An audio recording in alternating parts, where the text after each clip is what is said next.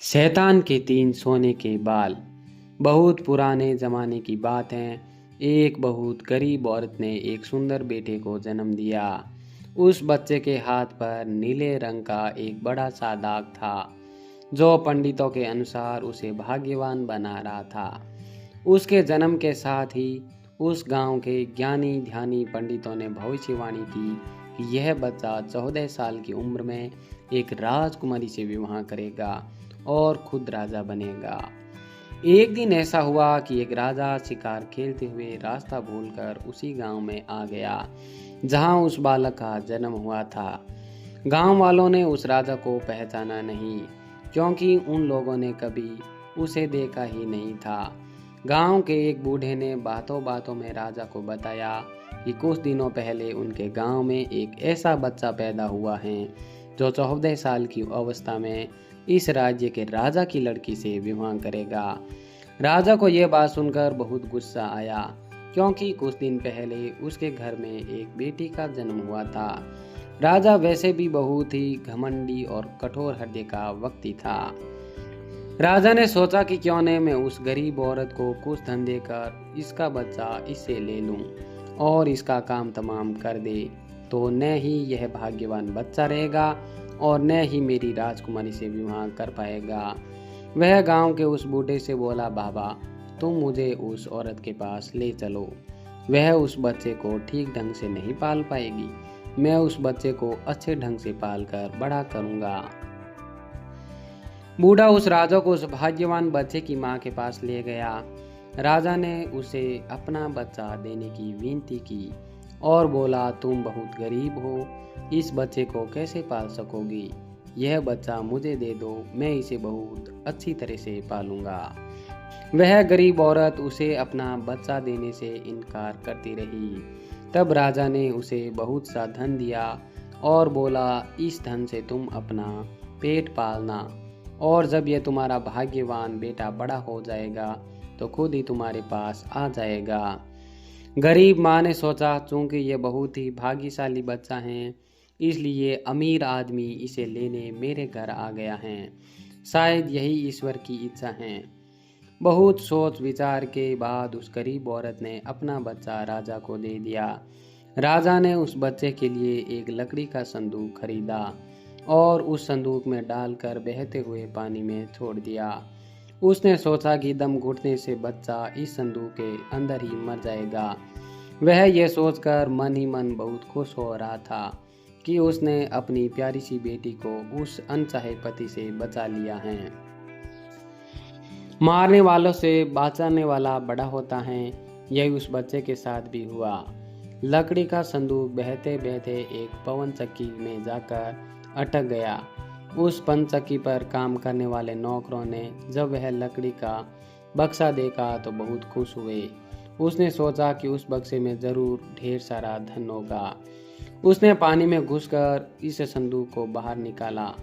जब उसने संदूक को खोला तो देखा कि गंदे से कपड़े पहने एक बच्चा उसमें सो रहा था। नौकर ने सोचा कि यह बच्चा मेरे किस काम का, क्यों न मैं इस बच्चे को पवन चक्की के मालिक के पास ले जाऊं, वह जरूर इसे अपने पास रख लेगा, क्योंकि उसका अपना कोई बच्चा नहीं है। ऐसा सोचकर वह नौकर उस बच्चे को अपने मालिक के पास ले गया। पवन चक्की का मालिक उस बच्चे को देखकर बहुत खुश हुआ। उसने सोचा कि शायद ईश्वर ने उसकी पत्नी को प्रार्थना सुन ली और इस बच्चे को उसके पास भेज दिया। उन दोनों पति पत्नी ने बड़े प्यार और लगन से उस बच्चे को पालना शुरू किया। जैसे जैसे कहा बच्चा बड़ा होता गया, उसके चेहरे पर तेज आता गया।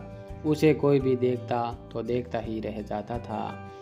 एक दिन एक घटना ऐसी घटी जिसने उस बच्चे के जन्म के समय की भविष्यवाणी को सच्चा सिद्ध कर दिया। राजा किसी काम से उसे रास्ते से बाहर जा रहा था, जिस रास्ते पर वह पनचक्की थी। रास्ते में अचानक बहुत बड़ा तूफान आ गया तो राजा को उसी पनचक्की के पास रुकना पड़ा। राजा ने उस सुंदर से युवक को दुकान पर बैठे देखा तो उस पनचक्की के मालिक से पूछा, क्या यह तुम्हारा बेटा है? यह तो बहुत ही सुंदर है। चक्की का मालिक बोला, ये मेरा बेटा ही है, क्योंकि हमने इसे पाल पोस कर बड़ा किया है। आज से करीब 14 साल पहले यह बच्चा हमें एक लकड़ी के संदूक में मिला था। राजा को पुरानी बातें एकदम याद आ गई। उसे चक्की के मालिक की यह बात सुनकर बहुत आश्चर्य हुआ कि वह बच्चा जिसे वह अब तक मरा हुआ समझ रहा था, अभी तक जिंदा है। उसने उस लड़के को ख़त्म करने की तरकीब फिर सोची। वह पंचक्की के मालिक से बोला, क्या आप इस लड़के को मेरा एक काम करने की आज्ञा दे सकते हैं? मैं रानी के पास एक पत्र भिजवाना चाहता हूँ। यह पत्र बहुत ही ज़रूरी है। मैं इस काम के लिए इसे सोने के 2 सिक्के दूंगा। लड़के ने फौरन ही हाँ कर दी और चक्की का मालिक भी उसे भेजने के लिए तैयार हो गया। राजा ने झट से अपनी रानी को एक पत्र लिखा। उसमें लिखा, जैसे ही वे लड़का तुम्हारे पास मेरा यह पत्र लेकर पहुँचे, तुम इसे मरवा देना और महल से दूर दफना भी देना।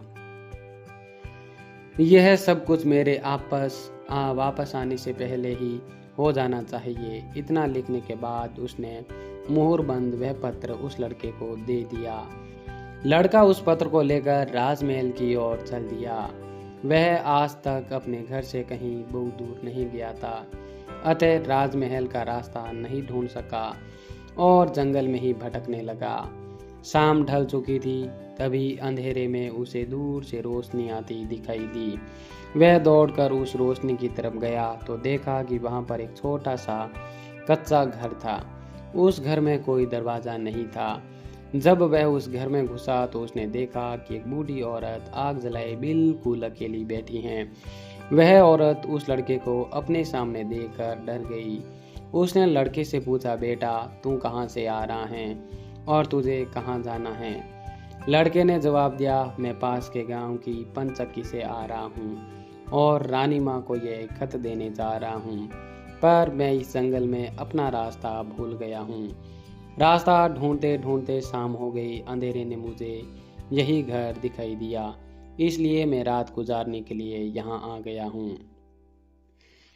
उस बूढ़ी औरत को उस लड़के पर बहुत दया आई, क्योंकि वह डाकुओं की ठहरने की जगह थी और वह बूढ़ी औरत उन डाकुओं की नौकरानी थी।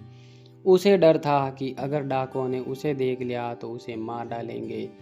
लड़के को यह जानकर पहले ही कुछ डर लग रहा था कि वह डाकुओं के घर में घुस गया है, पर अंधेरे में कहीं और जाना भी आसान काम नहीं था और दिन भर चलते रहने के कारण वह बहुत थक चुका था, सो उसे बहुत जोरों की नींद भी आ रही थी। वह उस बुढ़िया के कहने पर घर के कोने में चुपचाप जमीन पर सो गया। आधी रात के बाद जब डाकू उस घर में आए तो किसी और को अपने घर में सोता देखकर अपनी नौकरानी पर बहुत गुस्सा करने लगे। बूढ़ी नौकरानी ने उन्हें सारी बात बता दी और वह चिट्ठी भी डाकुओं के सरदार के हाथ पर रख दी जो उस लड़के ने उसे दिखाई थी। राजा की मोहर देकर उन डाकुओं को उस चिट्ठी पर कुछ शक हुआ। सरदार ने बड़ी सावधानी से उस चिट्ठी को खोलकर पढ़ा तो सोते हुए उस लड़के पर उसे बहुत तरस आया। उसने उस चिट्ठी को फाड़ दिया और एक दूसरी चिट्ठी उसमें रख दी। उस चिट्ठी में उसने लिखा था, जैसे ही ये लड़का राजमहल में पहुंचे तुम इस लड़के से अपनी राजकुमारी का विवाह कर देना। यह काम मेरे वापस आने से पहले ही पूरा हो जाना चाहिए। यह खत उन्होंने उस लड़के के सामने रख दिया और सुबह होने से पहले ही डाकू वहां से चले गए। सुबह जब वह लड़का सोकर उठा तो उस बूढ़ी ने उसे कुछ जलपान कराया। फिर वह लड़का राजमहल की ओर चल पड़ा। राजमहल पहुंचकर उसने वह खत रानी माँ तक पहुंचा दिया। रानी ने जब खत पढ़ा तो उसे बड़ा आश्चर्य हुआ कि राजा ने यह कैसी आज्ञा दी है, एक अनजान लड़के से अपनी राजकुमारी का विवाह कर दे। खत पर राजा की मोहर लगी हुई थी, अतः यह कोई धोखा भी नहीं हो सकता था। राजा के वापस आने से पहले ही उसे अपनी बेटी का विवाह इस लड़के से करना था। रानी ने लड़के को अपने पास बुलाया। उसका भोला भाला शक्ल देखकर और उसका सुंदर चेहरा उसे बहुत पसंद आया। उसने अगले ही दिन उसे अपनी बेटी का विवाह कर दिया। लड़का राजकुमारी के साथ सुख से उस महल में ही रहने लगा। कुछ महीने बाद राजा वापस अपने राजमहल में आया तो उस लड़के के बारे में जानने के लिए बहुत उत्सुक था, पर उसे जब ये पता लगा कि रानी ने राजकुमारी का विवाह उसी लड़के से करवा दिया है तो उसे बहुत गुस्सा आया। जिस बात को वह नहीं होने देना चाहता था, उसकी पत्नी ने वैसा ही कर दिया। उसने अपनी पत्नी से वह खत मांगा। राजा ने उसमें उस लड़के से राजकुमारी के विवाह की बात लिखी देकर हतप्रंभ रह गया।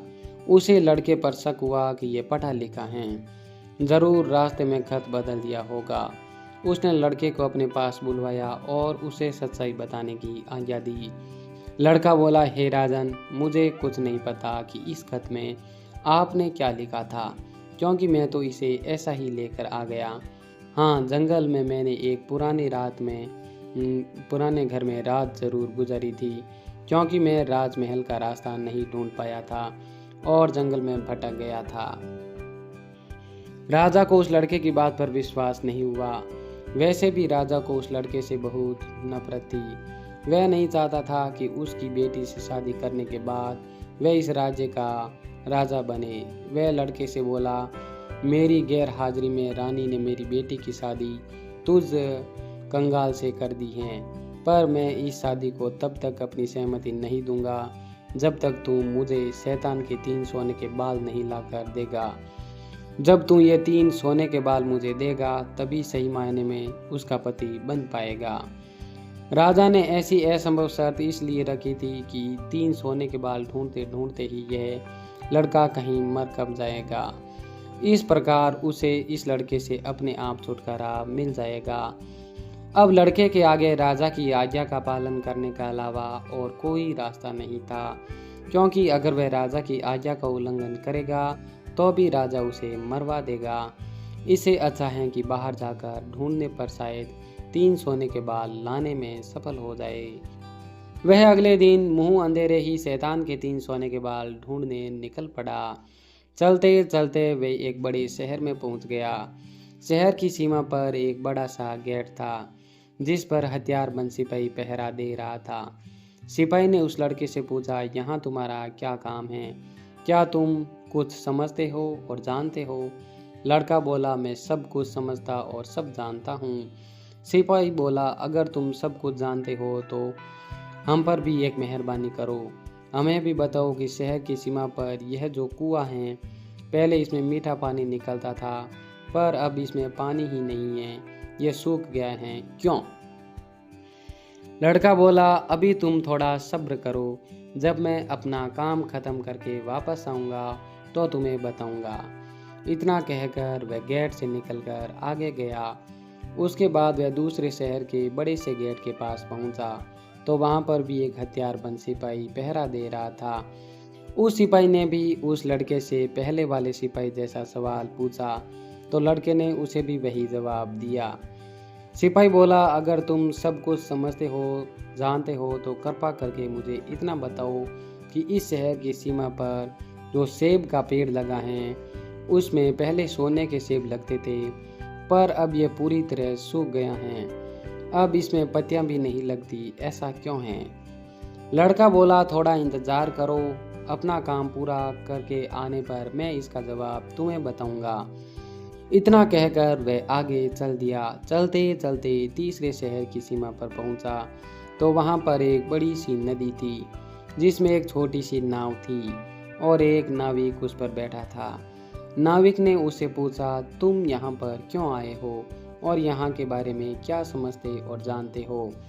लड़का बोला, मैं सब कुछ जानता हूँ।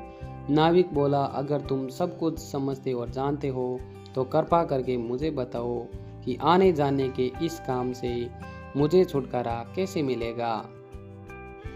लड़का बोला, इस सवाल का जवाब मेरे वापस आने पर तुम्हें जरूर मिलेगा, पर पहले तुम मुझे नदी पार करवाओ। नाविक ने उसे अपनी नाव पर बैठाकर दूसरे किनारे पर छोड़ दिया। जैसे ही वह नदी के दूसरे किनारे पर गया, उसे वहां नीचे की ओर जाने वाला कच्चा और अंधेरा सा रास्ता दिखाई दिया। वह उसी रास्ते पर चल पड़ा। काफी नीचे पहुंचने पर उसे एक बूढ़ी औरत आंगन में बैठी हुई दिखाई पड़ी। जैसे ही उसने उस घर में प्रवेश किया तो उस बूढ़ी औरत ने उससे पूछा, अरे बच्चे, तू कौन है और यहाँ पर क्यों आया है? तुम्हें पता नहीं है कि यहाँ पर शैतान रहता है? लड़का बोला, मैं ठीक जगह पर आ गया हूँ। अब तुम मेरी सहायता करो। मुझे शैतान के सिर के 3 सोने के बाल चाहिए, नहीं तो मुझे मेरी पत्नी वापस नहीं मिलेगी। बूढ़ी औरत बोली, बेटा यह तो तेरी बहुत बड़ी मांग है, इसे पूरा करना इतना आसान नहीं है। जब राक्षस घर वापस आकर तुझे यहाँ देखेगा तो कच्चा ही चबा जाएगा, इसलिए मुझे ही तेरी रक्षा करनी पड़ेगी। उस बूढ़ी औरत को लड़के पर तरस आ गया। उसने चींटा बनाकर उसे अपनी स्कर्ट की चुन्नी में छुपा लिया। लड़का बोला, बूढ़ी माँ मुझे आपसे 3 सवालों के जवाब भी पूछने हैं। पहला सवाल है, एक कुआं जिसमें पहले शरबत की तरह मीठा पानी निकलता था, आजकल क्यों सूख गया है? दूसरा सवाल है कि एक सेब का पेड़ जिस पर पहले सोने के सेब लगते थे, अब उस पर पत्ते भी नहीं लगते हैं, वह पेड़ क्यों सूख गया है? तीसरा सवाल है कि एक नाविक को क्यों हमेशा इधर से उधर जाना पड़ता है, उसे छुटकारा क्यों नहीं मिलता? बूढ़ी धाई माँ बोली, यह तीनों बड़े कठिन सवाल हैं। इन सवालों के जवाब भी हमें राक्षस से ही मिल सकते हैं। मैं तेरे लिए यह कोशिश भी जरूर करूंगी, पर अब तुम चुपचाप छुप जा, नहीं तो जिंदा नहीं बच सकता। शाम को राक्षस घर पहुंचा। अंदर घुसते ही उसने शोर मचाना शुरू कर दिया। मुझे अपने घर में किसी मनुष्य की गंध आ रही है, आज जरूर कुछ गड़बड़ है, यहाँ कौन आदमी आया था? इतना कहकर उसने पूरे घर में झांक कर देखा, पर उसे कोई भी मनुष्य नहीं मिला। उसकी धाई माँ उस पर गुस्सा करने लगी और बोली, अभी कुछ देर पहले ही तो मैंने पूरा घर साफ किया है, मुझे तो यहाँ कोई मनुष्य नहीं दिखाई दिया। लगता है तेरी नाक में मानस गंध घुस गई है। चुपचाप आराम से बैठो और भोजन करो। राक्षस को जब कोई मनुष्य नहीं मिला तो उसे अपनी धाई माँ की बात पर विश्वास करना पड़ा। वह चुपचाप खाना बनाकर खाकर वहीं जमीन पर बिछी हुई बड़ी सी चटाई पर लेट गया। लेटते ही उसे नींद आ गई। उसकी धाई माँ भी आज उसके पास बिछी हुई दूसरी चटाई पर लेट गई, क्योंकि आज उसे उस राक्षस के बालों से उसके सोने के 3 बाल तोड़ने थे। जब राक्षस नींद में जोर जोर से खर्राटे लेने लगा तो धाई माँ ने उसके सिर से सोने का एक बाल उखाड़ दिया। राक्षस दर्द से कराह उठा, ओ माँ तू यह क्या कर रही है, मेरे बाल क्यों खींच रही हैं? धाई माँ बोली, बेटा मैंने अभी भयंकर सपना देखा तो डर के मारे तेरे बाल पकड़ लिए। राक्षस बोला, ऐसा कौन सा सपना था जिससे तू इतना डर गई? बूढ़ी धाई माँ बोली, मैंने सपने में देखा कि बाजार वाला कुआं जिसे शरबत निकलता था अब सूखा पड़ा है, इसमें किसका कसूर है? राक्षस बोला, इसे सिवाय मेरे कोई नहीं जानता। उस कुएं के नीचे एक बड़ा सा पत्थर है और उसी पत्थर के नीचे एक बड़ा सा मेढक रहता है। अगर उस बड़े से मेढक को मार दिया जाए तो उस कुएं से फिर से शरबत निकलना शुरू हो जाएगा। इतना कहकर राक्षस फिर जोर जोर से खर्राटे भरने लगा। धाई माँ को जब विश्वास हो गया कि राक्षस पूरी तरह से सो गया है तो उसने उसके सिर से सोने का दूसरा बाल उखाड़ दिया। राक्षस फिर जोर से चीखा, ओ माँ ये तू क्या कर रही है? धाई माँ बोली, बेटा बुरा मत मान, मैंने फिर से एक अजीब सा सपना देखा था, तभी डर के मारे तेरे बाल मेरे हाथ में आ गए हैं। राक्षस ने पूछा, ऐसा कैसा सपना था जिससे तू इतना डर गई? बूढ़ी माँ बोली, मैंने सपने में देखा कि उस राज्य की सीमा पर जो सेब का पेड़ है जिस पर पहले सोने के सेब लगते थे अब सूख गया है, इसके सूखने का क्या कारण है? राक्षस बोला, इस पेड़ की जड़ में एक चूहा रहता है जो इसकी जड़ों को काटता रहता है। अगर उस चूहे को मार दिया जाए तो वह पेड़ फिर से सोने के सेब देने लगेगा। पर अब तुम मुझे अपने सपने से परेशान मत कर, मुझे चैन से सोने दे। इतना कहकर थोड़ी देर बाद वह राक्षस फिर जोर जोर से खर्राटे लेने लगा। जैसे ही बूढ़ी माँ को लगा कि राक्षस सचमुच सो गया है तो उसने तीसरी बार सोने का बाल उखाड़ दिया। अब तो राक्षस गुस्से से आग बबूला हो गया और धाई माँ को खरी खोटी सुनाने लगा। धाई माँ उसे शांत करने की कोशिश करने लगी, फिर बड़े प्यार से बोली, बेटा मैं इन अजीब गरीब सपनों का क्या करूं? अभी अभी मैंने फिर से एक अजीब सपना देखा। राक्षस बोला, ऐसा कौन सा सपना देखा? जल्दी कह, मुझे जोर से नींद आ रही है। बूढ़ी माँ बोली, मैंने सपने में देखा कि मुझसे एक नाविक शिकायत कर रहा था कि उसे हर समय इधर से उधर जाना पड़ता है। उसे इससे छुटकारा क्यों नहीं मिलता? इसमें उसका क्या कसूर है? राक्षस बोला, वह नाविक मूर्ख है। जिस दिन वह किसी और आदमी के हाथ में अपना चप्पू दे देगा, उसे हर रोज के आने जाने से छुटकारा मिल जाएगा। इतना कहकर राक्षस फिर से अपनी चटाई पर लेट गया और खर्राटे लेने लगा। अब धाई माँ ने उस लड़के को अपनी स्कर्ट से निकाला और उसे 3 सोने के बाल देकर बोली, अपने तीनों सवालों के जवाब तो तूने सुन ही लिए हैं। अब ये 3 बाल और तुरंत यहाँ से भाग जा। लड़के को असली रूप में करने के बाद धाई माँ ने झटपट उसे घर से बाहर निकाल दिया। लड़के ने हृदय से उसको धन्यवाद दिया और अपने ससुर के राज्य की ओर चल पड़ा। रास्ते में उसे फिर वही नाविक और पहरा देते हुए दोनों सिपाही मिले। नाविक ने जब उसे दूसरी ओर उतारा तो वह लड़का बोला, तुम अपना ये चप्पू किसी और के हाथ में दे देना, तभी तुम्हें इस रोज रोज के आने जाने से छुटकारा मिल जाएगा। जब सिपाही को उसके प्रश्न का उत्तर बताया तो उसे बहुत सा धन एक गधे पर लाद कर उस लड़के को इनाम के रूप में दिया। वह उस धन से लदे हुए गधे को लेकर जब पहले सिपाही के पास पहुंचा तो उसे भी उसके प्रश्न का उत्तर बताया। उस सिपाही ने भी बहुत सा धन एक गधे पर लाद कर उसको इनाम दिया। अब वह सोने के 3 बाल और 2 गधों पर ढेर सारा धन लेकर अपने ससुर के पास पहुंचा तो उसे देखकर राजा हैरान रह गया। तीनों बाल और धन से भरे हुए 2 गधों को देखकर राजा ने उससे पूछा, तुम्हें यह इतना ढेर सारा धन कहाँ से मिला? लड़का बोला, मैं नदी के उस पार गया था, वहाँ मुझे बहुत सारा धन मिला। उसमें से कुछ धन मैं अपने साथ ले आया।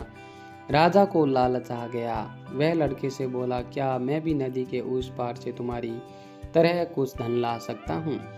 लड़का बोला, क्यों नहीं। उस नदी में नाव पर एक नाविक बैठा है जो अपनी नाव से आपको उस पार ले जाएगा, पर आप उसका चप्पू उसे लेकर नाव को खुद चलाएंगे तो नदी की दूसरी ओर पहुंचकर ढेर सारा धन ले आएंगे। लालची राजा इतना सुनकर नदी की ओर चल पड़ा। वहां सचमुच ही एक छोटी सी नाव पर एक नाविक बैठा था। राजा उस नाविक के पास गया और उसके हाथ से उसका चप्पू लेकर खुद नाव चलाने लगा। अब उस नाविक को रोज के आने जाने से छुटकारा मिल गया और राजा को उस नाविक की जगह हर समय नाव पर इधर से उधर जाने की सजा मिली। दोस्तों, अगर ये कहानी पसंद आई तो इसे लाइक, शेयर एंड सब्सक्राइब करें और ऐसी ही कहानियाँ देखने के लिए अन्नू स्टोरी चैनल को सब्सक्राइब जरूर करें। धन्यवाद।